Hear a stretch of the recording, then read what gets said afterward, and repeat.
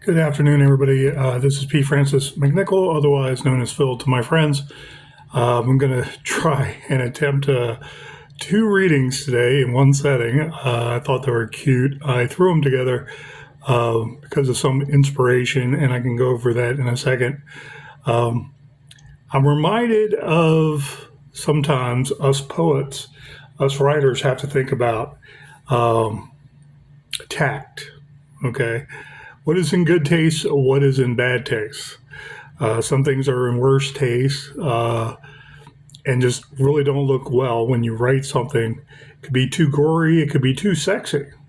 Okay, with sex and with gore, leaving some inference is always a good thing. Where different pictures emerge with the words you use, and people fill in the blanks very well when you get them there at that scene and you describe what is transpiring at that scene, and you let the conclusion kind of figure itself out, so to speak. There's certain give and take with how realistic we want to be. Do we want to have what is it called, a poison pen with everything we write? It's called stylo and poison which is poison pen.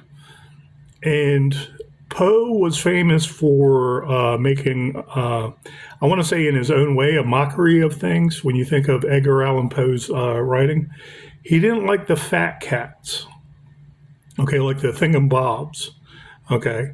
The story, if I remember correctly, just off the top of my head, it was about the fat cat, okay, the fat dude with all the money, and he was always sucking money out of something, okay, or swindling money out of someone for some reason, okay. Whatever the plot was, okay, it had to do with, I want to say, the editors in newspapers at the time being very gatekeeper, being very elitist in the way they looked at things, and writing their own poison pen newspaper articles. And he would write many articles, especially about local stuff. Most of your local newspapers do like a metro section. Okay, if they're a big newspaper, they'll do like a metro section, which is about all your local stuff. Well, imagine a smaller newspaper in a smaller area with a smaller amount of people and population. Everything was metro. There was politics, there was maybe some occurrence, some big brawl in the streets or at some location. Whatever was newsworthy was local. It was very local, and they didn't get all the information from across down south or up north or what have you, or across the Atlantic Ocean from England and what's exactly going on there day to day, minute to minute, so they can document it. But when Poe was authoring, he would do great articles. He did local articles too. But what transpired was they were articles, and he was not getting paid for it well. Okay? You can study Poe all you want. You can study his chronology and everything that occurred in his life in a systematic, unified, linear manner, chronologically speaking. And he was not getting paid for his talent, okay? That's what spurred on a lot of his negativity, especially when he went to deep and dark places, because he was losing a lot of people that he loved in his life, okay? He lost basically two wives, or basically two women he loved the most in his life, and he would have died for them. So he went to dark places after a while, and he was already skilled in his art, where he knew the difference between a really good author and a writer that is worth his weight in gold, and the fat cat elitists who sit there and judge, but they don't really do their own art. They don't really want to give credit where credit's due.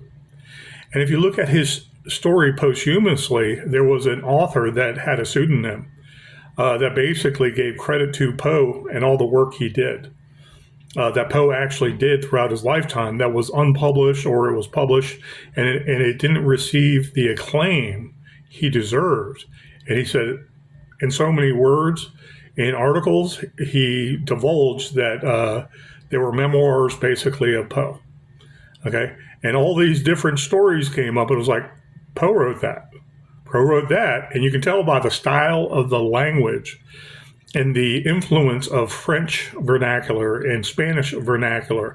From Spain itself. Okay, and his learning throughout his lifetime. He was very, very smart, and he was brilliant. But he looked like a hag. He looked like some bum off the street. And people didn't give him his due because they figured he was kind of in a box now. Okay, because he had a stylo empoisonné. Okay, forgive me. I know of French and I know some French, and I can dialectically I can break down words by roots and figure out some things. If I had to sit there and translate codes to some nuclear armament, I can most likely narrow it down to some things, but I wouldn't put money on it. Same thing with Spanish. I love the Spanish language above all other languages because of the sound when people are speaking. People say, well, French or have that. Yeah, but you write the word, it's supposed to kind of sound like it's written. Okay, a lot of French has so many different, I want to say tenses and so many different accents. It's hard to understand. When you read it, it's not hard to understand. But saying it, if someone is speaking to me, then I'm like, I tune them out. Okay, whatever it is, no parlez-vous français. Okay, I don't speak French, but it's a beautiful language when you hear it. Now, however, what I can hear and is also beautiful is the Spanish language. Now, all-encompassing English, I believe, is the best language worldwide because it speaks to commercialism. It speaks to interactions like that, going to different countries, interacting with different people because of commerce, shipping, so on and so forth. I want to say units of measurement, what have you. The English language accepts, the meter, the metric form of weight and what have you, and measurements. And the English language, you can express yourself in so many different ways. Does it sound better technically? To me, it doesn't. Unless you're picking out choice words and they flow together. And that's the beauty of the English languages. You have so many words that are being absorbed over time from different languages. I can't say that for the Spanish language or the French language. I do not know, or the Germanic languages. I know English itself has lots of influence from a lot of different ethnic backgrounds and nation states throughout millennia. Excuse me. In any event, we absorb words, but a lot of our original Old English is Germanic.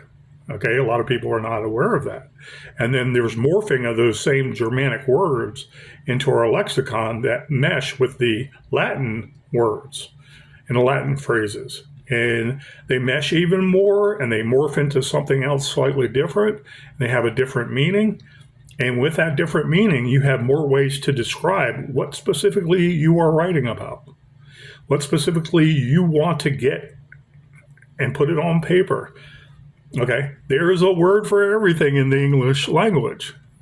I don't know about Spanish. I don't know about French in particular. But I know it, and it sounds nice. And I'm like, I wish I could understand what you're saying, sir. Monsignor. Senor. Anyways, I digress. But being an author, you have to be willing to try to incorporate a lot of stuff like that. Poe was not afraid to do that, and he was educated enough where he was learning other languages and whole cultures, and I would like to see more of his biography if he actually spoke it fluently, like French or Italian. Okay, because he had some short stories that were basically of in Italian culture where the plot occurred. So on and so forth. So anyways, what is it that is okay in our hearts of hearts to write and put on paper? Are we trying to be judgmental? Are we trying to be vindictive? And, excuse me, I want to say inflict pain on people. Do we really want to do that? I wrote Trill of the Red Robin, okay, one of my favorite works, probably my favorite work I have finished and completed, except with the exception of some smaller poems, of course. I love my poetry. I love practicing at it because I'm not perfect at it. However, writing the long game, I love that. I love it when I know I'm hitting the mark. And my long game, I really adore, okay, because I want people to enjoy it. I want to use the right words. I want to use the right flow. Everything I want to be perfect. So it's like watching a movie while reading. That's how I look at it. And I conceptualize things as they have occurred or as I have seen them. And that brings up a lot of inspiration. But if I write something similar to it, symbiotically to that, because it's inspired by that original occurrence, if I go there and I know the plot itself has some dicey material in it, and someone has to be the bad guy, okay, the antagonist, how do I make the protagonist better and the antagonist is not going to be so beat up or he is evil enough that he should be corrected or to have a better outcome, and it's not a dystopian, end of humanity outcome. How do I present this, okay, in the form of words where it is not a poison pen work? All authors have to think like that. Great authors, they write, and there's good and bad with even the bad people in their descriptions, even the antagonists, the villains, so to speak. So anyways, we grapple with that. Okay, and I'm not going to judge anybody really in particular. Some of their work is always open for debate how good it is and what have you when you give your input and you critique it to certain degrees. You don't have to critique anything if you don't want to, okay? Because that might start, again, that poison pen atmosphere, okay? And then online they say bullying. You can't bully anybody online. You know why? Because everybody can turn off their damn phone. Okay? Just like watching something on TV you don't like. If it's offensive to you, then turn the channel. A lot of people are snowflakes nowadays. It's like we're supposed to be having more literature, more conflict that shows resolution, okay? Resolving the issue and how this bad conflict was solved, okay?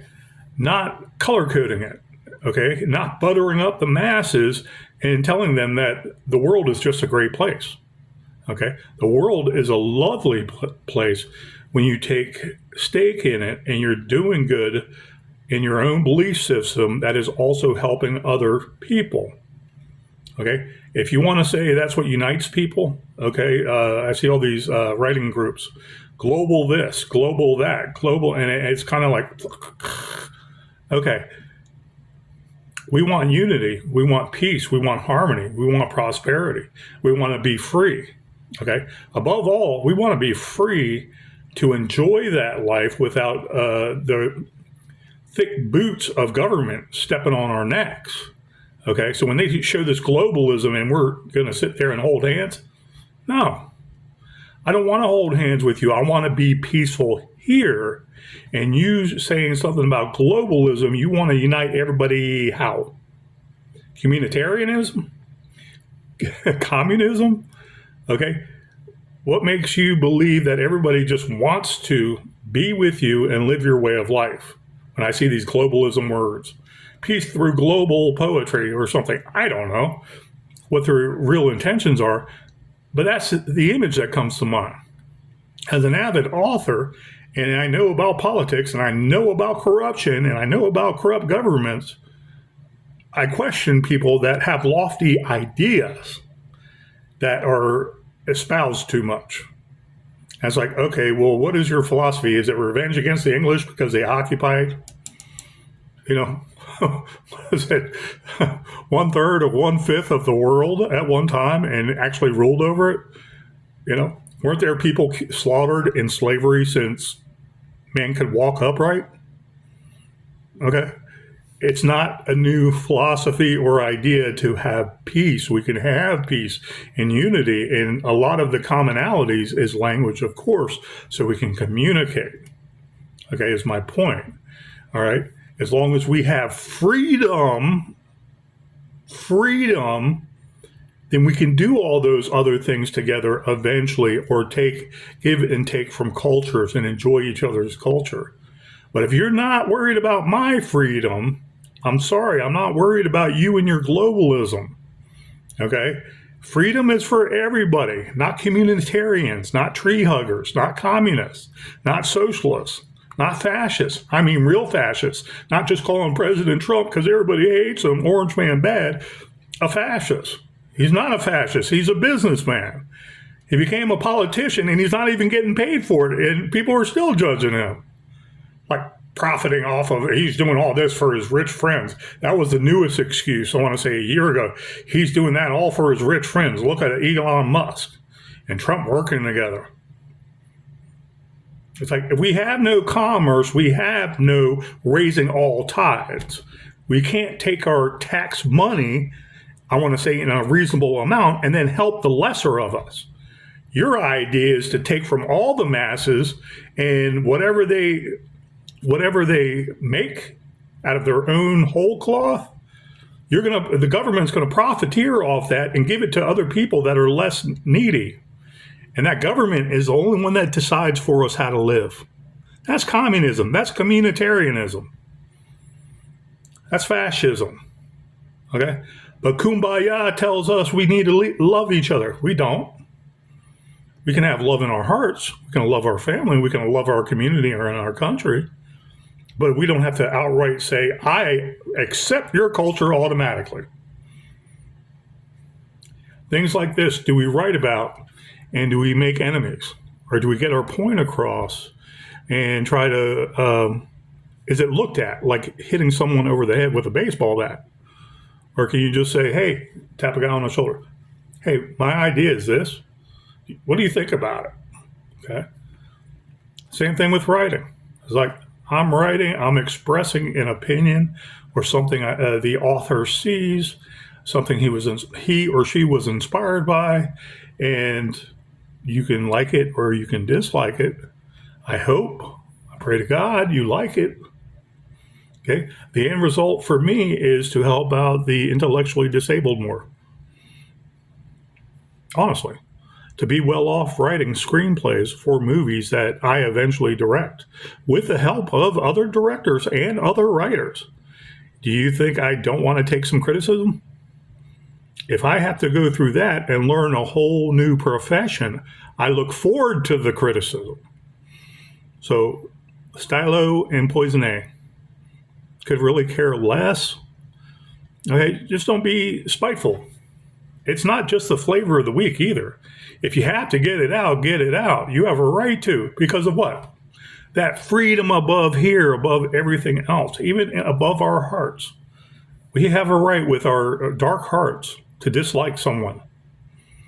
But a lot of people will make you think, oh, that's bullying when you say that about him or her. Okay, well, how is it said? Is it cursing in a public manner? Is it causing disorderly conduct? Is it actually threatening someone? If it's none of those, you have not much of a pot to piss in terms of judgment, whether it's stylo and poisoné or not, is my point. Write to your heart's content, because freedom says you can. Now, like anybody else thinking logically, do we have solutions? Do we have resolutions to the conflict that we basically scribe? We scribe and describe. We elaborate about. We pen about. We become wordsmiths about. I love it when people say wordsmiths. I'm like, oh, okay, I get it. All right. We are like metalsmiths, basically hitting metal, trying to make an end product like that beautiful knife or that beautiful sword. Well, our poetry is that beautiful sword, that shiny sword, that shiny knife. That scimitar, the dagger, the stiletto, what have you. And I wrote a couple poems more recently, and I just jotted them down with free time at work. And to be honest, I could have put more effort into it. And they pretty much say what I want to say, so I'm happy about them. One of them, Greetings Superego, like the title says, the superego, basically deep down in our brains where we start to learn wrong from right, and we have a moral compass, and we start to understand the world around us. Okay, there's two of us. Okay, there's subconscious. Oh my God. Psychologically speaking, you're not supposed to even say subconscious. It's your inner conscience. Okay, subconscious is kind of a misnomer through the Freudians, anyways. But anyways, Greeting Super Ego was brought on. It's a poetry prompt from basically a painting of a lady, one of those DJI AI paintings that are really nice. God, they're really sharp. I like them, but I wonder if I wonder how they come to be. I don't want to say the artist didn't do art, but they're not actual paintings with a paintbrush. And I wonder how they come to be because they're really cool on Poetry Haven. Okay. And the lady's just sitting there, she's leaning against the mirror and she's kind of like deep in thought. And so my thought was, her giving an affirmation, her giving herself kudos for being a her, talking to herself and her, I want to say, lower brain, her super ego and the true nature of herself. Okay. So she's not going to be in this negative pond. She's not going to be in this cesspool of life where, someone or humanity itself, men in general, put her there. She's not going to be a prostitute. She's not going to be the regular soccer mom that feels like she's depressed after 5 kids. Okay. She is going to be her best self because she's happy inside. She's deserving inside. She's loving inside. Okay. And so psychologically speaking, something like that, the poison pen wouldn't come up. But I was thinking about it. Okay. One step further, I'm not a female either. It's like psychologically speaking, authors go everywhere. And if you're afraid to go there, then I don't know what to say. I honestly don't. I'm not going to stay there long. When I say staying there long in that moment, I'm not going to stay there long when it comes to women because I have some ideas, but I don't know 100%. But I know I really want to enrich women. I believe women should be daily affirming their belief system that they are better than just this job over here. Okay. Men looking at them like a piece of meat.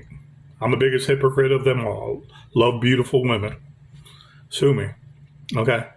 But they're not going to be put in a box where they can't express themselves better. They can't be better. They can't choose a better life. They can't try to achieve all their goals easier, sooner, faster. Okay. Because they are entitled to it with that freedom. I'm as liberal as they come, and I'll put it on the table. Women have just as many rights as men, if not more, and it's for a good reason. It's for a very good reason, because we have freedom to do so and be who we want and express ourselves. So that was Greetings Super Ego, and the psychological words and what have you, okay, and whatever manual. God, I forgot all the names of the manual too. It's not like I read it daily. But I understand if it's not necessarily the super ego, but I just wanted an off the wall kind of title because of the mirror montage and collage and theme of things. We're looking into a mirror. What do we see? Do we see the abyss staring back at me? I mean, the mirror has so many different ways to looking at it. Okay, seeing ourselves, seeing a reflection. Okay, can't you see a reflection every time you start to bath water?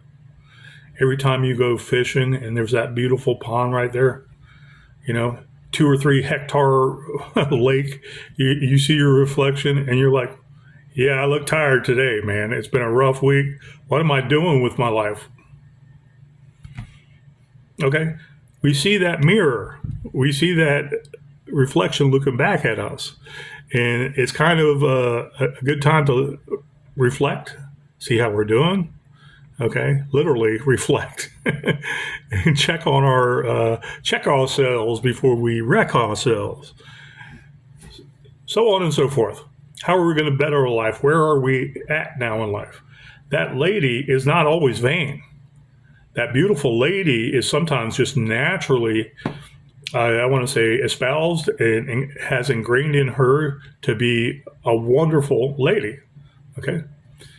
And so I wrote that.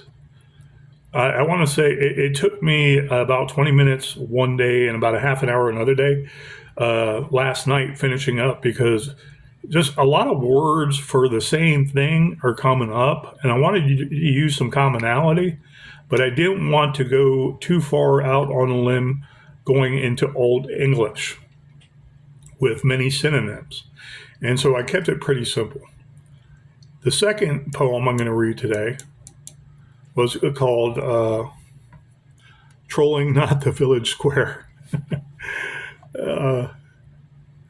Make a space here because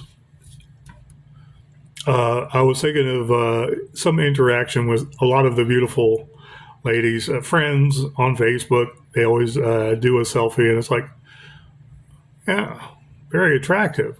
Some should be actual models and get paid for modeling.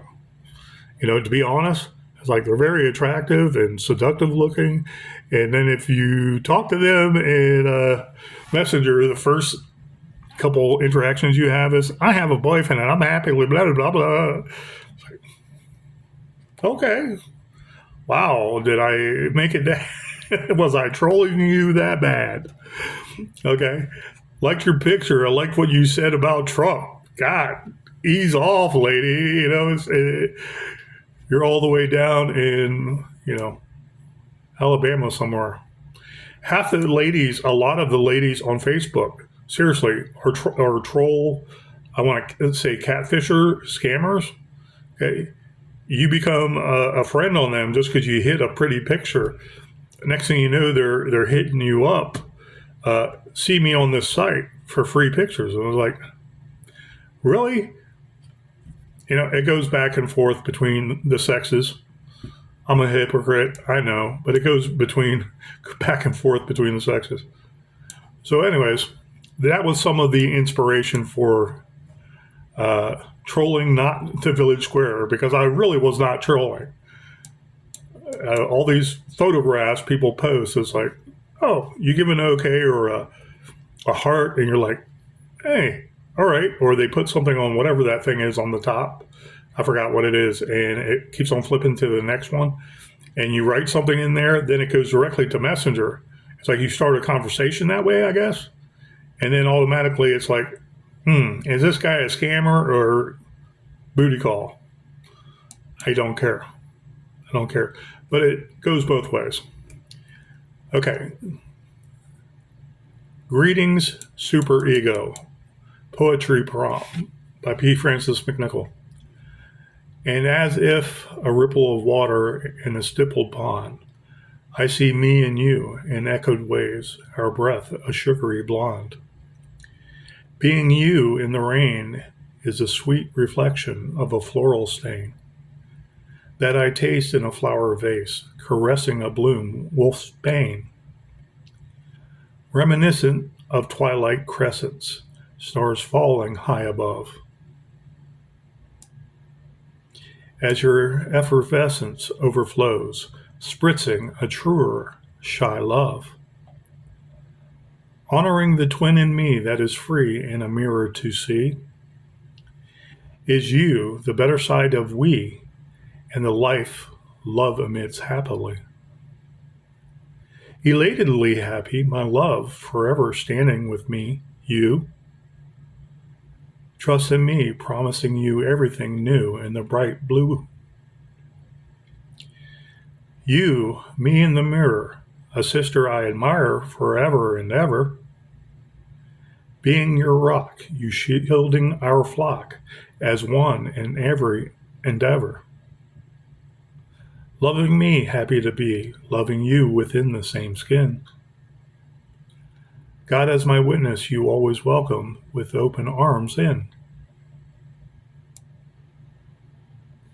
Nighty night, my love, my loving sprite, and dream of me and you, fused in our mirrored fondue, me loving you in nirvana, true. The end. I enjoyed throwing that together. I saw the picture of the lady, and I jotted it down. And I did some adjustments to it because, again, with smaller prose, you can sometimes you might want to reduce the amount of words and look at flowing words that might not always be used. Okay. Fondue is a mix of everything. I use the fondue word here. Mirrored fondue, fused, meaning the person and the reflection are one and the same. And the lady loves herself, and she is in good spirits in nirvana because she can love herself and accept herself as she is. That was my psychology behind that. It being a poetry prompt. Would I have written something like this anyways? No. The poetry prompt was a picture, and poetry prompts are basically for skills building as an author. And you can practice, you can take your time with a long work, and it's something that I want to say is grassroots out of your heart. It's something that only you developed, regardless of what influence, okay, you as an author have, okay, from other authors and everything around you. Okay, it's grassroots. It comes from your heart and your concept, your mind, your psyche right there in that.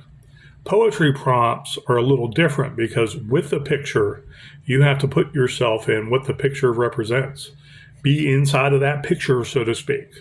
Okay, so us as authors, we always have to hone our skills, polish them. Can we throw something together fast? Can we do something like a wrap off where we're saying poetry very quickly, or whoever can say the quickest poetry in a wrap off? Okay, you understand when you're rapping back and forth, and who has the best cut downs wins. Okay. So, anyways, I think of that with poetry prompts. I want to do something quick, challenge myself, know I can adjust some words, I can take away, I can thin it out some. But looking at this, I have a certain amount, a certain length of rhymes I do when they're singles. And I enjoy making them, I want to say, symmetrical. Okay. Almost the same length. Okay. And they being a nice read and not hard to backtrack and say, hey, wait, is that part of the same sentence? Because there's no comma here, but there's a trailing part of a second line.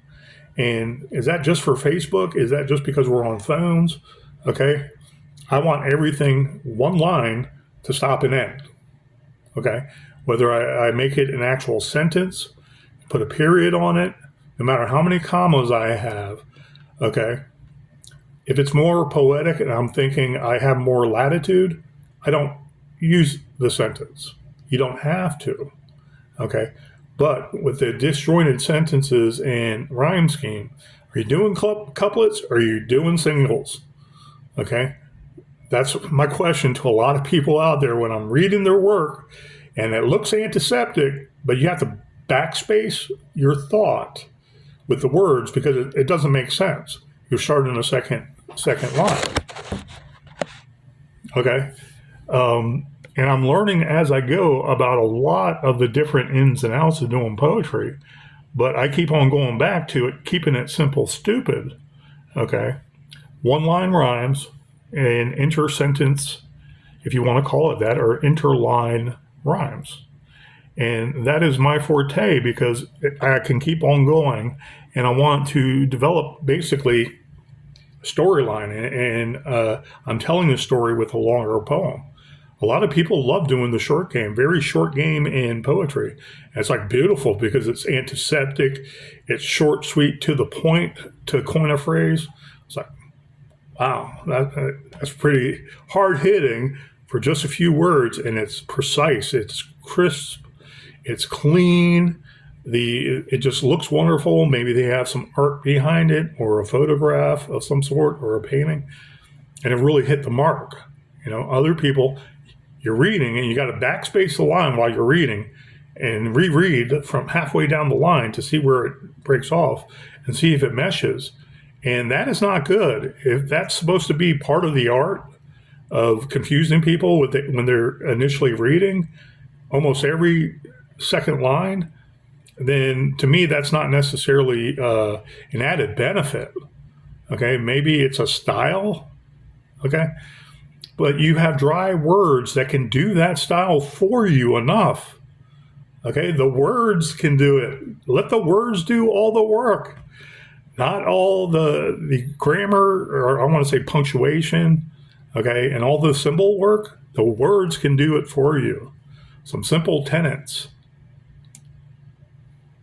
Okay, so for the second poem, please bear with me with this one. I might still make, this is published on Facebook, but I still might make some adjustments to it. I don't think so, okay? But was I happy with it? It was something I threw together doodling. I mean, I was totally doodling, kind of spacing out, on my lunch break. And I was thinking of just these occurrences on Facebook and how we interact sometimes. It's like, no, not trolling you. But man, there's so many scammers on Facebook. There's the sex bots and the scammers and people phishing like, hey, come over to this site. I can do something for you. Or, hey, do you know I can make your book shine? It's like, no, thank you. So, Trolling Not the Village Square by P. Francis McNichol. Such fair visage beseeches a sweet collage, and to touch such rare maiden, a mortal mirage. Empty am I, and you glance, 2 eyes like a lance, sweeping me off feet in a flechette dance. I peer and you pose, and you leer and I roast. No words like a rose, and no jeer like a boast.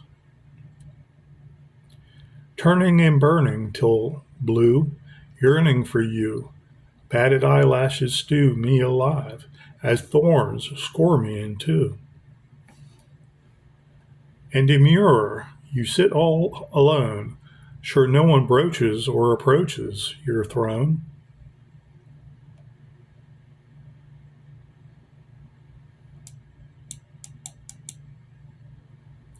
Though waiting to enter her winter domain, the rain pelts like a splinter of pain.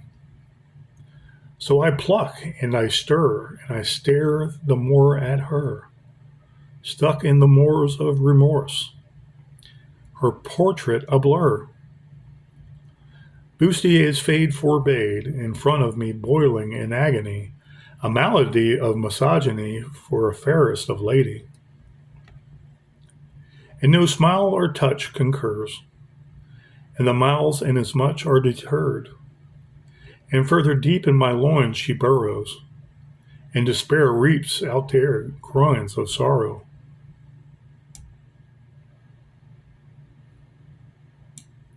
Where can it be that she sees, or she pleads, or she beckons me to her majesty?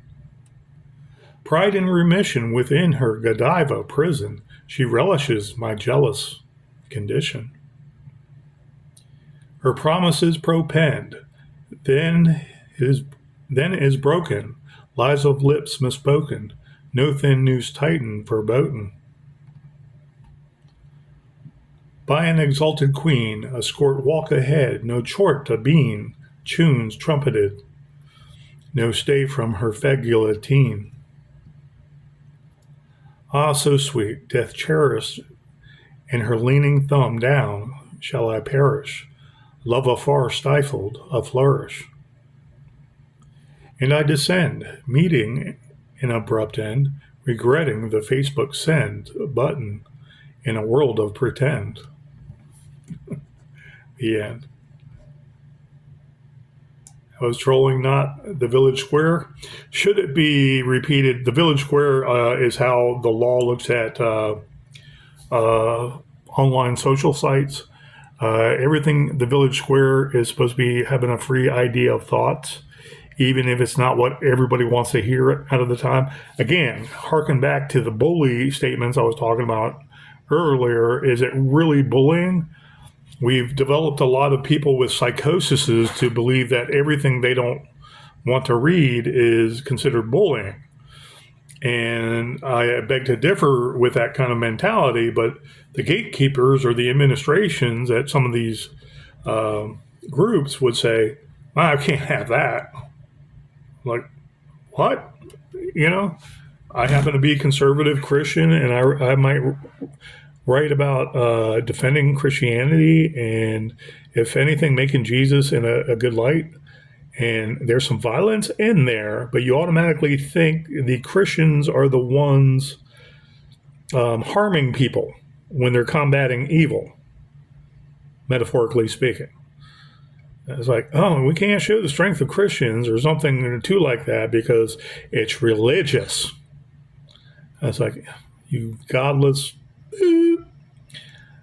Anyways, I loved writing Trolling, Not the Village Square, and I stand by it. I don't think I'm going to do too much more to it, but I enjoyed writing it, and it occupied a little bit of my free time yesterday. So these two poems are not my favorite. I say it right off the bat. One was encouraged because it was a prompt. I want to say encouraged. I saw the painting, and I felt encouraged to throw something together quick, and how I see that picture of the lady and how she can affirm her reason for being, her happiness, her reason for living, her reason for enjoying life, and not being kept in a box, being one woman of one kind or another, whether procreating or whether a businesswoman or a work woman. She doesn't have to be in a box as long as she feels comfortable in where she's going in life. She can get it done. And psychologically speaking, if you want to talk about that, it's like, do I know how to be a woman? No. Okay, and I would hope a woman doesn't know how to be a man either. Okay, but we need to affirm ourselves every morning we wake up, because that's when depression starts, when we start getting in those doldrums. We start, these little thoughts come in our mind and start poisoning our thoughts. Okay, I had a bad day at work yesterday.